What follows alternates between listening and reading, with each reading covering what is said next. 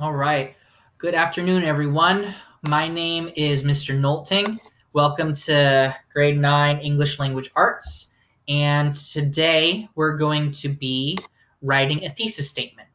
So before we get started on today's lesson, I want you guys to take a moment, get out your writing journals, and I want you to think about this prompt. Should all students be required to be involved in at least one extracurricular activity? Write down your reasons as to why they should or shouldn't. And keep in mind, don't worry about structuring it into any kind of assignment or anything like that. What I really want you to do is just brainstorm, come up with ideas, get yourselves in that class ready mode. So however is easiest for you, you can do a stream of consciousness writing, you can do lists, you can do a cartoon, whatever feels right for you, you're welcome to do it. So we're gonna take a couple of minutes. All right, who wants to share? Nobody? All right, I'm gonna use my handy name picking bowl. Bob, what did you write? All right, so you're in support of it. Why is that? Yes, that's true. Extracurricular activities are a great way to make friends. Plus, it's a great way to check out new ideas for what your interests are. Good job. All right. Claire, what did you write? Oh, you're against it. Why is that? Right. Yes, that's true. When you have an extracurricular activity, that is less time to focus on your homework. And that can affect you academically. So that's a good point too. Great job, guys. So we are going to be coming back to this prompt later on in the lesson, but for now we're going to move on. So, what is a thesis statement? A thesis statement is by far the most important thing in your essay, not just your intro paragraph, your whole essay. And I really want you guys to pay attention to these words I have highlighted in red. These are keywords that are really going to help you remember all the definitions, all the terms, and things like that.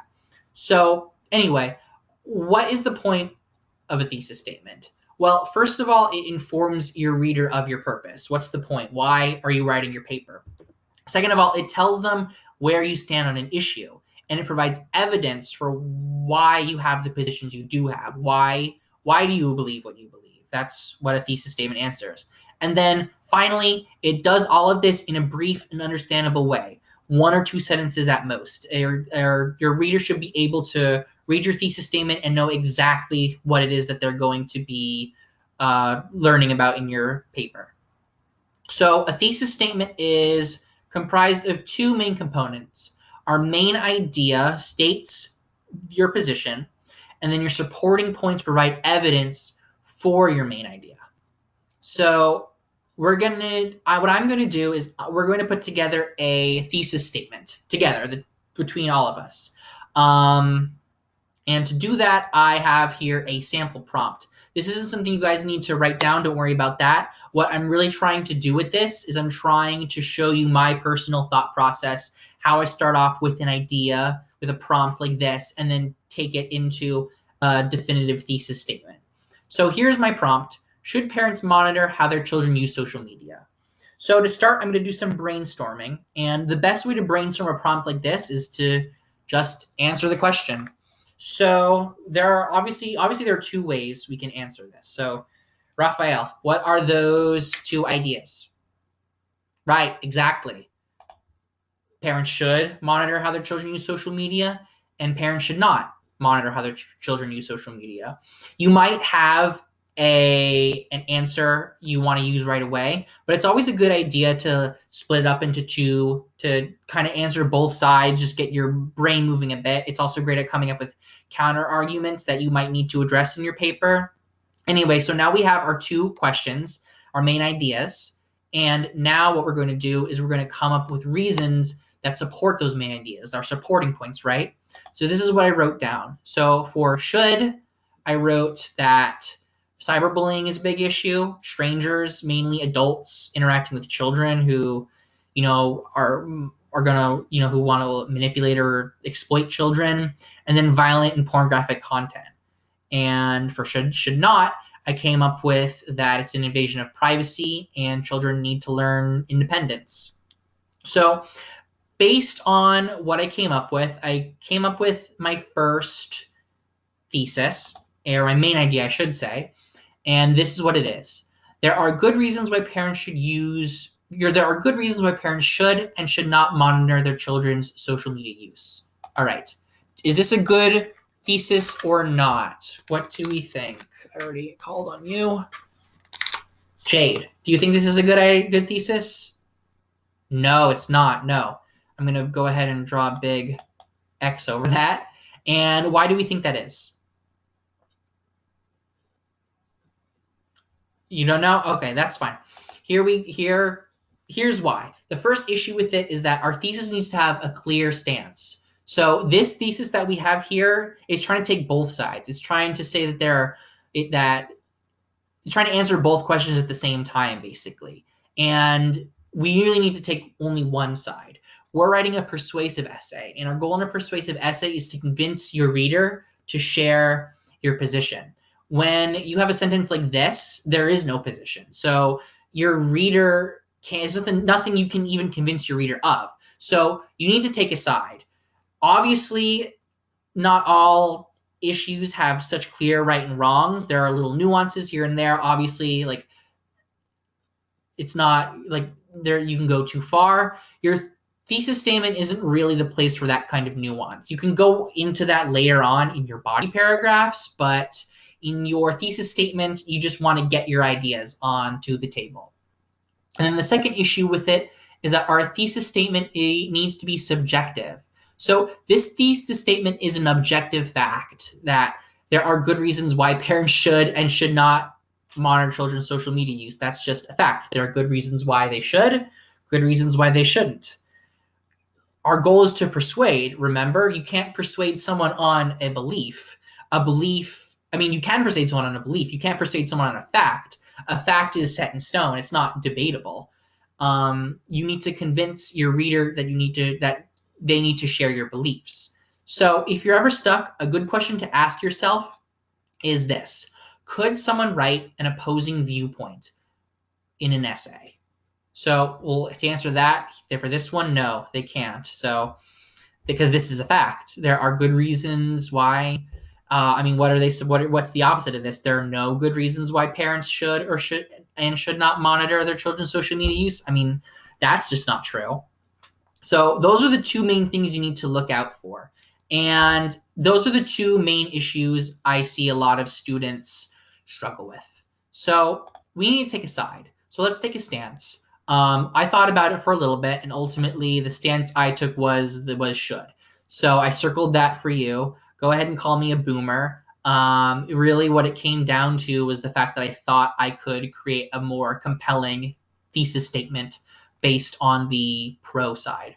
So now we have our stance, we have our main idea and our supporting points. So now what we're going to do is we're going to take our supporting points. I do not know why the text is that small there, but what we're going to do is we're going to take our main idea with our supporting points, and we're going to combine it into one sentence. So here we have our main idea: parents should monitor how their children use social media, with our supporting points: bullying, strangers, upsetting content.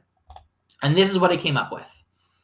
Because of the prevalence of cyberbullying, mature content, and adults hoping to manipulate or exploit children, parents have a responsibility to monitor the way their children use social media. So is that subjective? Yes, you could write a thesis saying parents don't have a responsibility. Are we taking a stance? We went over that already. Yes, we did. We had two sides to take, and we took one side. And we have our supporting points. So I went ahead and I split that up. So our supporting points are in red. Our main idea is in blue. And of course, it doesn't always have to be in the same order. You can put your supporting points before your main idea, vice versa. However, whatever rolls off the tongue the best, whatever reads the best for you. That's how you should do it. As long as they're both together, any order is effective. All right. So this is your checklist. is something I want you to write down. Normally, this is something I would want to hand out to you on a separate sheet of paper. Unfortunately, I don't have that luxury over the internet. So I want you guys to get out a separate sheet of paper, and I want you to write all these down. And I want you to hang on to that, because whenever we write a thesis statement, I want you to go back to that checklist. And I want you to go through all these points. So some of these we went over already. Is the main idea clear? Is it subjective? Could someone write an opposing thesis? Some of these, though, we haven't gone over yet. We'll go over them right now. So for example, is it too broad or too narrow? You really want to make sure that your thesis statement is focused enough so that you reach the page limit. If it's too broad, then you'll go way over. And if it's too narrow, you'll go under. I'll give you an example. When I was in college, I had a class on gender and media. And for an essay, I wanted to talk about the depiction of women in the Disney princess movies. The problem with that was that it was too broad of a topic, and there's so many Disney movies that have so many different depictions of women that it was really hard for me to focus my paper, and it just ended up going all over the place. So what I ended up doing is I had to narrow it down. I took one movie, and I decided to focus on the depiction of women in that one movie. And that's a perfect example of a thesis being too broad. So now we move on to the supporting points. Are all the supporting points adequate evidence for my main idea? You always want your supporting points to be evidence for your main idea. It needs to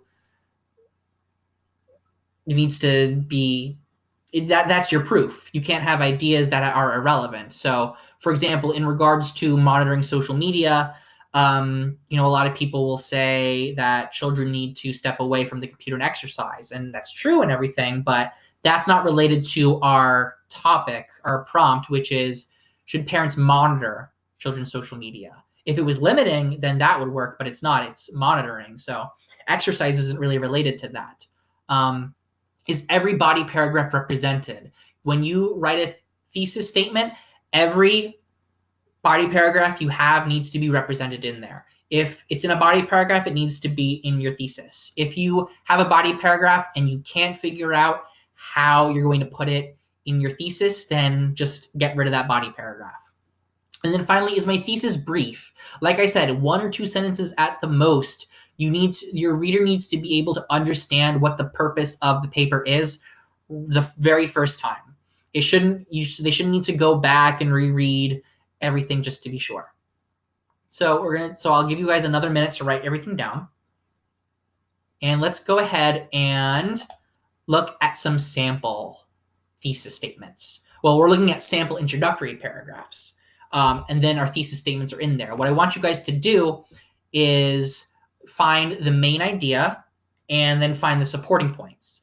So once you do that, we'll take a look at if these are adequate main ideas and supporting points. These are all essays gathered together from students around your guys' age.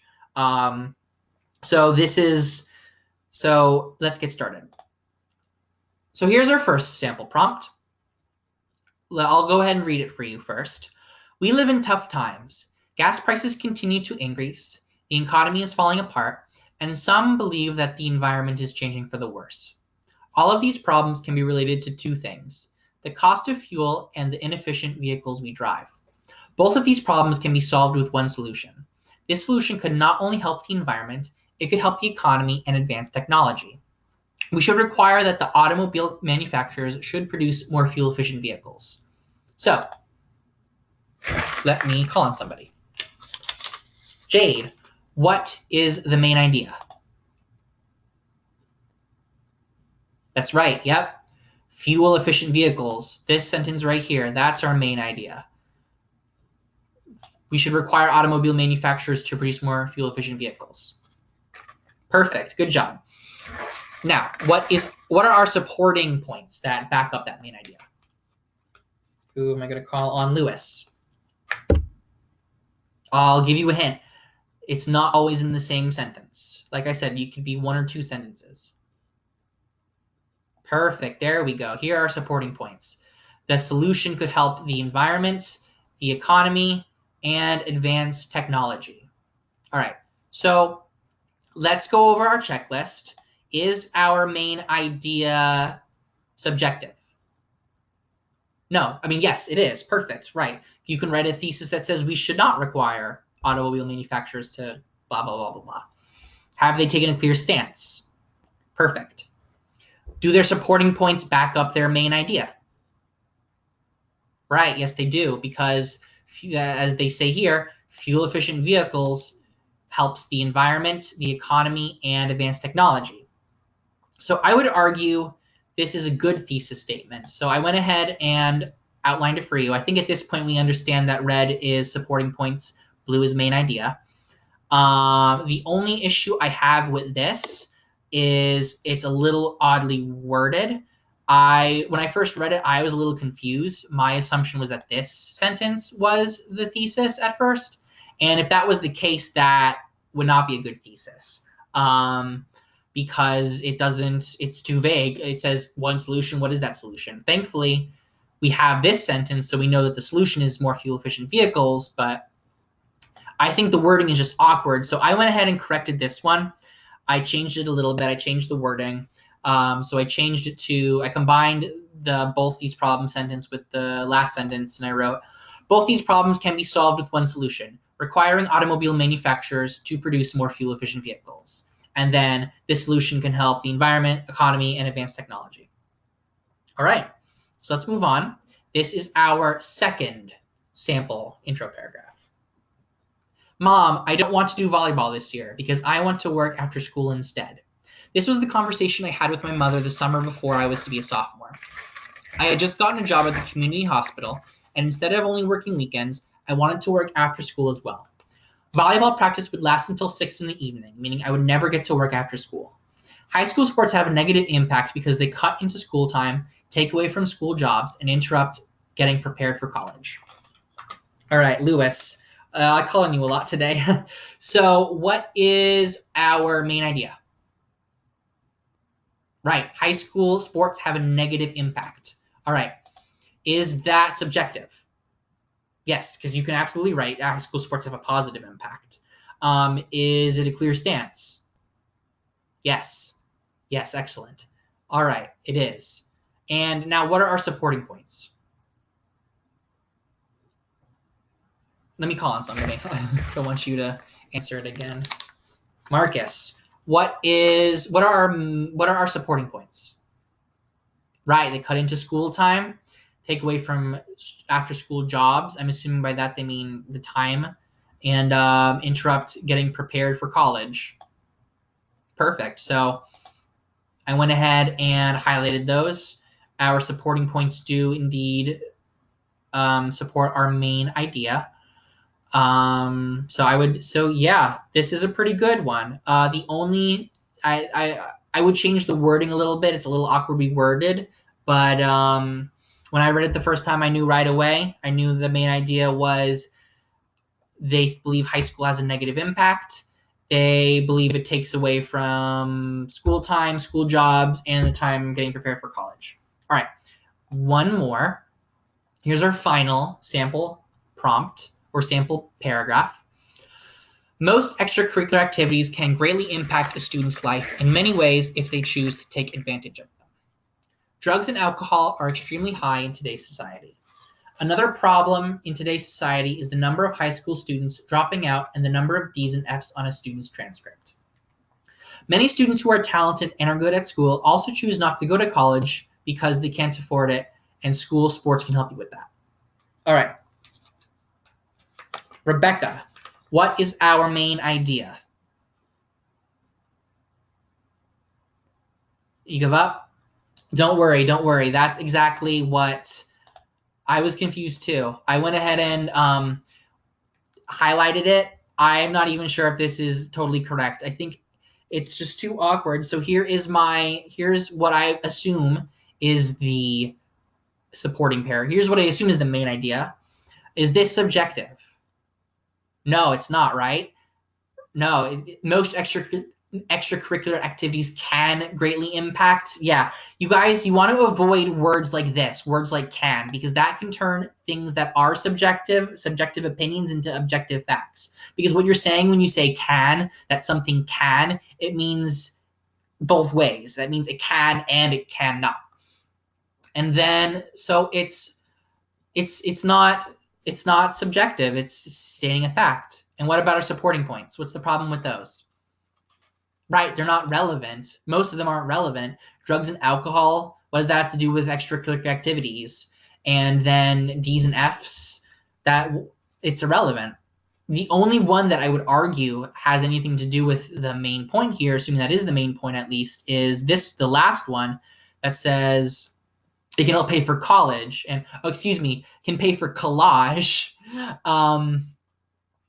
But even then, it's just awkwardly worded. So this one needs a lot of improvement. So if I was to get one like this, I would send it back. I would tell them that they really need to work on it. All right. Any questions before we move on? Nothing? All right. You guys are doing a good job today.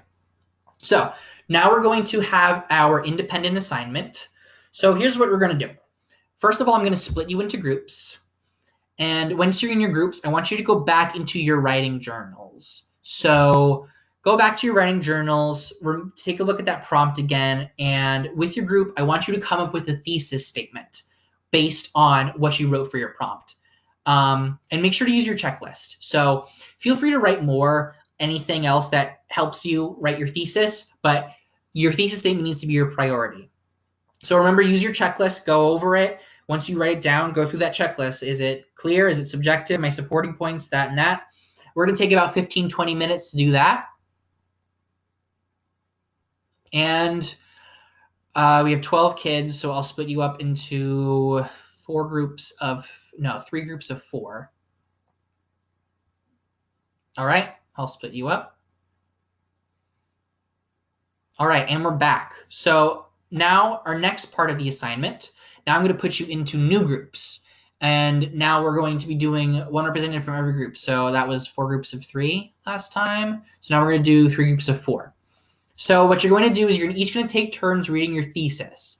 And then once you are done reading your thesis, I want you to have a dialogue. So use that checklist as a guide. Go through that checklist. Is it subjective?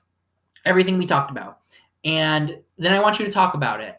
What works best on the thesis? What has room for improvement?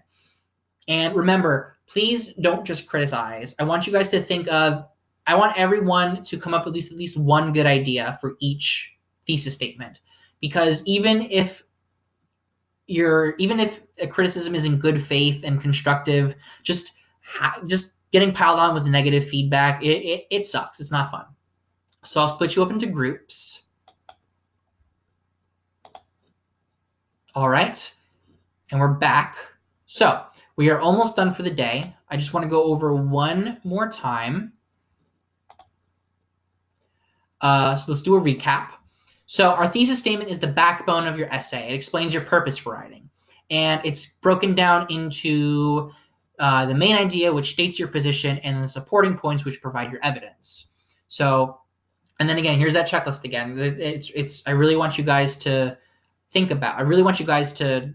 think of these ideas. Is it clear? Is it subjective? Could someone write an opposing thesis? Is your thesis too broad or too narrow?